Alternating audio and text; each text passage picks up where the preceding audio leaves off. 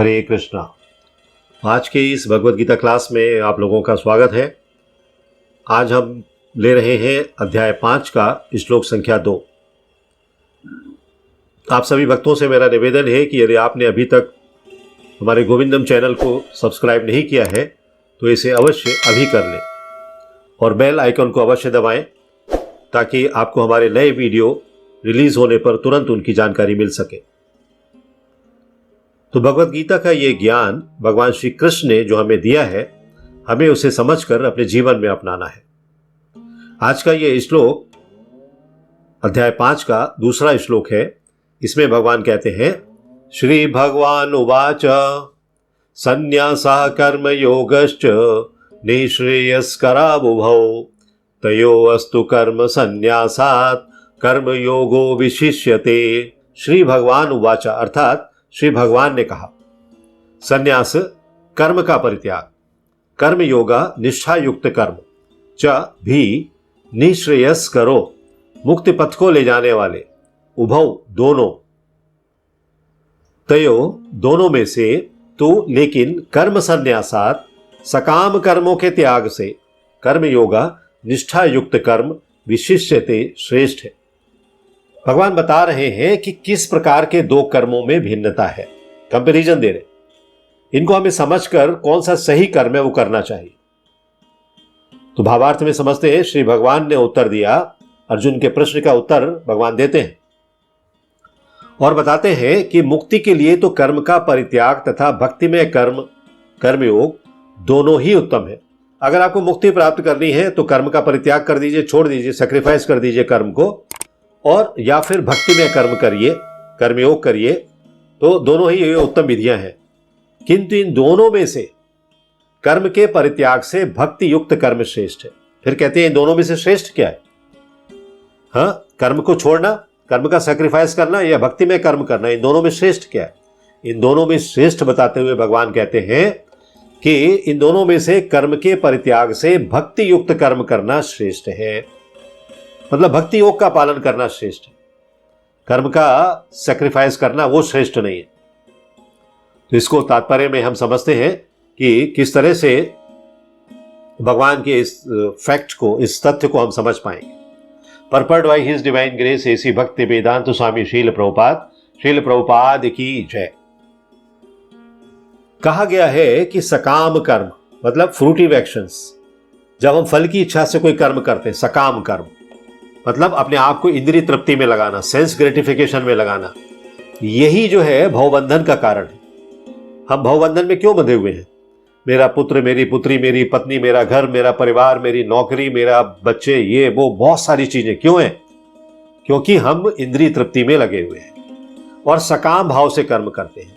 तो जब तक मनुष्य शारीरिक सुख का स्तर बढ़ाने के उद्देश्य से कर्म करता रहता है, मतलब शारीरिक सुख, इस बॉडी के लिए जो सुख और मिल जाए मुझे, हाँ, अभी मैं साइकिल चलाता हूं फिर मुझे 2 व्हीलर मिल जाए, फिर मैं 2 व्हीलर चलाता हूं तो मुझे 4 व्हीलर मिल जाए, किस लिए करता है? अपने इस शरीर के सुख के लिए। तो जब तक वो ये करता रहता है तब तक वो विभिन्न प्रकार के शरीरों में देहांतरण करते हुए भव बंधन को बनाए रखता है। क्या होता है? वो एक शरीर छोड़ा, दूसरा शरीर छोड़ा, तीसरा शरीर, चौथा शरीर, 5वां शरीर, ऐसे सैकड़ों शरीर प्राप्त करता रहता है और इस भव बंधन में बंधा रहता है, निकलता नहीं है इस चक्र से बाहर। वो बड़ा वाला झूला देखा है ना आपने मेले में? तो उस मेले में ऊपर से नीचे, नीचे से ऊपर, नीचे से ऊपर, ऊपर से नीचे ऐसे घूमता रहता है, बस वहां से बाहर नहीं निकलता। इसकी पुष्टि भागवतम में इस प्रकार हुई है। भागवतम के 3 श्लोकों का यहां पर उल्लेख किया गया है। यह श्लोक श्रीमद् भागवतम के 5वें कैंटो के 5वें अध्याय में 4था, 5वां और 6ठा श्लोक है। ये तीनों श्लोक। तो चौथा श्लोक क्या है?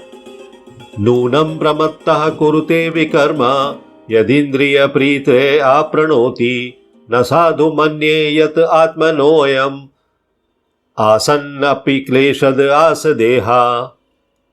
और 5वां श्लोक है, पराभवस्तावद बोध जातो यावन्न जिज्ञासत आत्मतत्वम् यावत् क्रियास तावद इदम मनो वै कर्मात्मकम येन शरीर बंधा। और 6ठा श्लोक है, एवं मनः कर्म वशम प्रयुंक्ते अविद्या अमन्यु अपधीय माने प्रीतिर्न यावन मयि वासुदेवे न मुच्यते देह योगेन तावत। तो ये 3 श्लोक यहां पर क्यों उल्लेख किए गए हैं? ये श्लोक ये बताते हैं क्योंकि ये भगवान की शिक्षाओं का एक भाग है।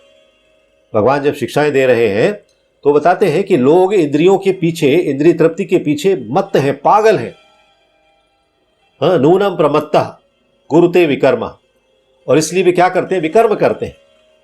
वे ये नहीं जानते कि उनका क्लेशों से युक्त ये शरीर उनके विगत सकाम कर्मों का फल है। पीछे जब उन्होंने सकाम कर्म किए हैं पिछले जन्मों में, उसके कारण से उन्हें ये क्लेश युक्त शरीर मिला है जिसमें कष्ट ही कष्ट है। यद्यपि ये शरीर नाशवान है किंतु ये नाना प्रकार के कष्ट देता रहता है। ये शरीर का नाश तो होना है, लेकिन जब तक वो रहेगा आपको कष्ट देगा। अतः इंद्रिय तृप्ति के लिए कर्म करना श्रेयस्कर नहीं है। तो भगवान यहां पर बता रहे हैं कि इंद्रिय तृप्ति के लिए अब कम से कम इस जन्म में तो मत करो। इस जन्म में इंद्रिय तृप्ति मत करो तो क्या अगला जन्म आपका सुधर जाएगा। जब तक मनुष्य अपने असली स्वरूप के विषय में जिज्ञासा नहीं करता है कि मैं कौन हूं, मैं इस जगत में क्यों आया हूं, भगवान से मेरा क्या संबंध है, तब तक उसका जीवन व्यर्थ रहता है। और जब तक वो अपने स्वरूप को नहीं जान लेता, ये ओरिजिनली हु एम आई, मैं वास्तविक रूप में कौन हूं, तब तक उसे इंद्रिय तृप्ति के लिए सकाम कर्म करना पड़ता है। जब तक वो अनजान रहता है, अज्ञानतावश वो सकाम कर्म करता रहता है। और जब तक वो इंद्रिय तृप्ति की इस चेतना में फंसा रहता है, सेंस ग्रेटिफिकेशन की इस चेतना में, इस एक्टिविटी में फंसा रहता है, तब तक उसका देहांतरण होता रहता है। एक शरीर से दूसरे शरीर में वो आता रहता है, जाता रहता है, आता रहता है, जाता रहता है। जैसे मैंने बताया ना, मेले में जो झूले वाला चक्र है, ऊपर से नीचे, नीचे से ऊपर घूमता रहता है। भले ही उसका मन सकाम कर्मों में व्यस्त रहे और अज्ञान द्वारा प्रभावित हो, किंतु उसे वासुदेव की भक्ति के प्रति प्रेम उत्पन्न करना चाहिए। हाँ, वासुदेव की भक्ति मतलब भगवान श्री कृष्ण की भक्ति। अगर उसके प्रति उसको प्रेम उत्पन्न नहीं हुआ है तो उसका जीवन व्यर्थ है। केवल तभी वो भवबंधन से छूटने का अवसर प्राप्त कर सकता है जब वो भगवान श्री कृष्ण की भक्ति करता है। तो आगे कहते हैं कि अतः ये ज्ञान होना है कि वो शरीर नहीं है, आत्मा है। मुक्ति के लिए केवल यही पर्याप्त नहीं है कि आपको सिर्फ ये ज्ञान हो गया कि I am not this body, I am soul, मैं आत्मा हूं, मैं शरीर नहीं हूं, यही काफी नहीं है, इसके आगे भी कुछ करना है। तो जीवात्मा के स्तर पर मनुष्य को कर्म करना होगा। मनुष्य कर्म करता है, जब इस पृथ्वी लोक में आता है तो कर्म करता है, अन्यथा भवबंधन से उबरने का कोई अन्य उपाय नहीं है। और कैसे कर्म करने हैं वो भगवान यहां बताते हैं। तो किंतु कृष्ण भावना भावित होकर कर्म करना सकाम कर्म नहीं है। बता दिया कि कृष्ण भावना भावित होकर अगर आप कर्म कर रहे हैं, कृष्णा कॉन्शियसनेस में कर्म कर रहे हैं, तो वो क्या है? वो सकाम कर्म नहीं है, निष्काम कर्म है। क्योंकि आप किसके लिए कर रहे हैं? आपका लक्ष्य कौन है? भगवान। तो पूर्ण ज्ञान से युक्त होकर, कंप्लीट नॉलेज लेने के बाद किए गए कर्म वास्तविक ज्ञान को बढ़ाने वाले हैं। वास्तविक ज्ञान आपका बढ़ता है, आप संपन्न होते हो उस ज्ञान से।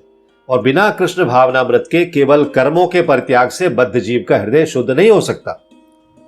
हम लोगों का हृदय जो है ना, वो कंटामिनेटेड रहता है क्योंकि हम कृष्ण भावनामृत में कर्म नहीं करते, हम सकाम कर्म करते रहते हैं। तो सकाम कर्मों से क्या है? फल मिलता है हमें तुरंत, और फल मिलता है तो हम उसे फिर भोगते हैं। तो जब तक हृदय शुद्ध नहीं होता तब तक सकाम कर्म करना पड़ेगा। हृदय की शुद्धता होनी चाहिए। अगर हृदय शुद्ध नहीं होगा तो हम सकाम कर्मों के माया जाल में फंसे रहेंगे। परंतु कृष्ण भावनामृत कर्म करने वाला स्वतः सकाम कर्म के फल से मुक्त होता जाता है। जो ही वो कृष्ण भावनामृत में आ जाता है, वो सारे कर्म भगवान के लिए समर्पित कर देता है। उसको समर्पण का भाव हो जाता है, वो शरणागति हो जाता है भगवान की। सकाम कर्म फिर करता नहीं है, शुरुआत से स्वतः अपने आप से ऑटोमेटिकली वो उसका टर्न अराउंड हो जाता है, जिसके कारण उसे भौतिक स्तर पर उतरना नहीं पड़ता है, वो आध्यात्मिक स्तर पर रहता है। अतः कृष्ण भावना भावित कर्म संन्यास से सदा श्रेष्ठ होता है। एक संन्यास लेना है और सकाम कर्म करना है, दूसरा कृष्ण भावना भावित होकर रहना है और निष्काम कर्म करना है। क्योंकि संन्यास में नीचे गिरने की संभावना बनी रहती है। सन्यासी कभी भी अपने कर्मों के फल के कारण नीचे आ सकता है, लेकिन कृष्ण भावनामृत से रहित संन्यास अपूर्ण है। ऐसा संन्यास भगवान कहते हैं कि वो पूर्ण नहीं है, अपूर्ण है, जिसमें कि कृष्ण भावना भावित नहीं है, जिसमें कि कृष्ण है ही नहीं। सेंटर में कृष्ण होने चाहिए, जैसा कि श्री रूप गोस्वामी ने भक्ति रसामृत सिंधु में कहा है, प्रापंचिकतया बुद्धया हरि संबंधी वस्तुनः मुमुक्षुभिः परित्यागो वैराग्यम फल्गु कथ्यते। मतलब ये जो वैराग्य है बेकार का है, फल्गु कथ्यते व्यर्थ का है।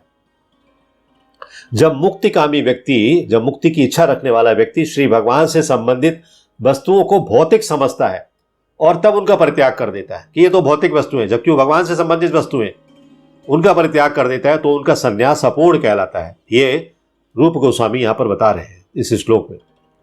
संन्यास तभी पूर्ण माना जाता है जब यह ज्ञात हो जाता है कि इस संसार की प्रत्येक वस्तु भगवान की है। ईशावास्यमेदं सर्वम, भगवान की ये सब चीज, और कोई किसी भी वस्तु का स्वामित्व ग्रहण नहीं कर सकता। आप ओनरशिप नहीं ले सकते। थोड़े समय के लिए टेम्परेरी आपके हाथ में वो चीज रहेगी, लेकिन वह है किसकी? उसका ओरिजिनल ओनर कौन है? भगवान है। वस्तुतः मनुष्य को यह समझने का प्रयत्न करना चाहिए। अगर वो ये समझ जाता है तो उसका जीवन सफल है। उसको क्या समझना है कि मेरा कुछ भी नहीं है, सब कुछ भगवान का है। तो फिर सन्यास का प्रश्न ही कहां उठता है? फिर सन्यास का मतलब ही नहीं है। जब हमने सभी चीजों का परित्याग कर दिया, सभी को भगवान का बता दिया और भगवान के रूप में स्वीकार कर लिया, सिर्फ बताने नहीं स्वीकार भी करना है, तो फिर सन्यास तो इस भौतिक जगत में रहते हुए, गृहस्थ जीवन में रहते हुए हो गया ना। सन्यास का मतलब है वन में चला जाना, जंगल में चला जाना, लेकिन यहां तो उस सन्यास की बात ही नहीं हो रही है। जो व्यक्ति ये समझता है कि सारी संपत्ति कृष्ण की है, वो नित्य सन्यासी है। हाँ, वो परपेचुअल सन्यासी, हमेशा से, एक दिन के लिए नहीं, हमेशा के लिए सन्यासी है। प्रत्येक वस्तु कृष्ण की है, अतः उसका उपयोग कृष्ण के लिए किया जाना चाहिए। कृष्ण भावना भावित होकर इस प्रकार कार्य करना मायावादी सन्यासी के कृत्रिम वैराग्य से कहीं उत्तम है। मायावादियों के ऊपर श्रील प्रभुपाद प्रहार करते हैं और कहते हैं कि मायावादी सन्यासी जो होते हैं ना, वो जब कृष्ण भावना भावित होकर कार्य नहीं करते हैं तो उनका वो कृत्रिम वैराग्य है, सकाम कर्म कर रहे हैं। तो आर्टिफिशियल वैराग्य नहीं लेना है, आर्टिफिशियल सैक्रिफाइस नहीं करने, रियल सैक्रिफाइस करने। कैसे? भगवान को समर्पित होकर। इसको और इस तरह से समझते हैं कि भगवान श्री कृष्ण ने अर्जुन के जब प्रश्न का उत्तर दिया तो भगवान समझ गए कि अर्जुन दुविधा में है, वो अज्ञान की स्थिति में पड़ा हुआ है। वो कर्म संन्यास और कर्मयोग, इन दो मार्गों को भिन्न भिन्न मानकर यह समझ रहा था कि वे साधक को या भक्त को दो भिन्न लक्ष्यों तक पहुंचाने के साधन थे, कर्मयोग से और कर्म संन्यास से। कोई भक्त जो है दो स्थानों पर पहुंच सकता है। मनुष्य की स्वाभाविक प्रवृत्ति क्या होती है कि वो निष्क्रिय रहना चाहता है, कर्म नहीं करना चाहता। हर एक कोई चाहता है, उसका स्वभाव होता है मानव का कि वो बैठे बैठे उसे खाने पीने को मिल जाए, लोग उसका हुक्म बजाने के लिए हो, नौकर चाकर हो, और अधिकांश लोगों का यही सोचना होता है। मतलब अकर्मण्यता, कर्म ना करना, कर्म ना करना हर व्यक्ति चाहता है। लेकिन भगवान यहां क्या कहते हैं? कर्म करो, लेकिन निष्काम भाव से करो, सकाम भाव से मत करो। सकाम भाव से करोगे तो तकलीफ होने वाली है, निष्काम भाव से करोगे तो आप सुखी रहने वाले हो। इसलिए ये जो दो प्रकार के सन्यास की बात कही गई यहां पर, कि एक सकाम भाव से कर्म करने वाला सन्यास, कर्म सन्यास इसीलिए कहा गया कि आप सकाम भाव से कर्मों से सन्यास ले लो और निष्काम भाव के कर्म करते रहो। कर्म करना है, कर्मयोग का पालन करना है, भक्ति के साथ कर्मयोग का पालन करना है। तो ये जो मूल उद्देश्य है इस श्लोक का, वो हमें अच्छी तरह से समझ में आ जाना चाहिए। हरे कृष्णा हरे कृष्णा कृष्ण कृष्णा हरे हरे, हरे राम राम राम हरे हरे, हरे कृष्णा। यदि आपको यह वीडियो पसंद आया हो तो लाइक करें और अपने मित्रों तथा संबंधियों के साथ शेयर करें। ऐसे ही अन्य वीडियोस के लिए हमारा चैनल सब्सक्राइब करें और बेल आइकन दबाना ना भूलें।